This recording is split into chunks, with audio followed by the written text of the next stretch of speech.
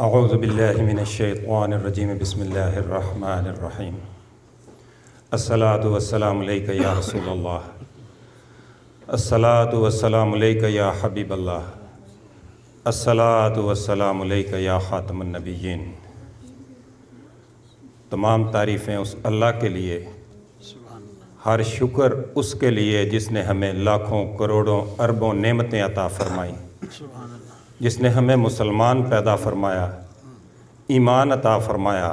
دعا ہے ایمان ہمیشہ رہے اور اس دنیا سے بھی ایمان کے ساتھ جانا نصیب ہو، اور اللہ تعالی ہمیں ایسا بولنا اور ایسا سننا نصیب فرمائے جس میں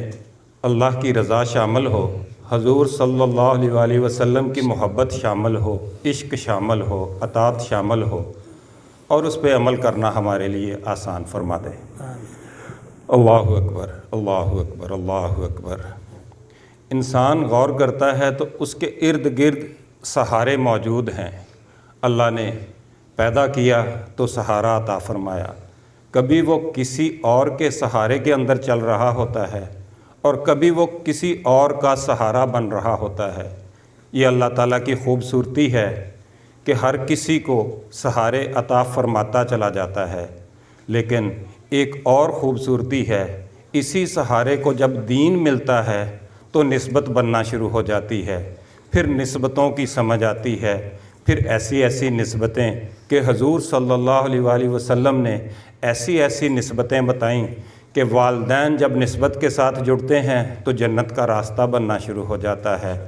صوفیاء کے ساتھ آپ جڑتے ہو تو جنت کا راستہ بننا شروع ہو جاتا ہے، عالموں کے ساتھ جڑتے ہو تو جنت کا راستہ بننا شروع ہو جاتا ہے، اور یہ سارے راستے آپ کو بینگ مسلم آپ کو حضور صلی اللہ علیہ وآلہ وسلم کی نسبت کی طرف لے کے جاتے ہیں، اور جس کو یہ نسبت ملتی چلی جاتی ہے پھر وہ ایسی دنیا میں بھی کامیابی نصیب فرماتا ہے اور آخرت میں بھی نصیب ہوتی چلی جاتی ہے۔ اور یہ ساری محفلیں، یہ سارے درود، یہ سارا کچھ جہاں بھی ہم حضور صلی اللہ علیہ وآلہ وسلم کے لیے اکٹھے ہوتے ہیں، اصل میں تو ہم اس نسبت کے ساتھ جڑنا چاہتے ہیں،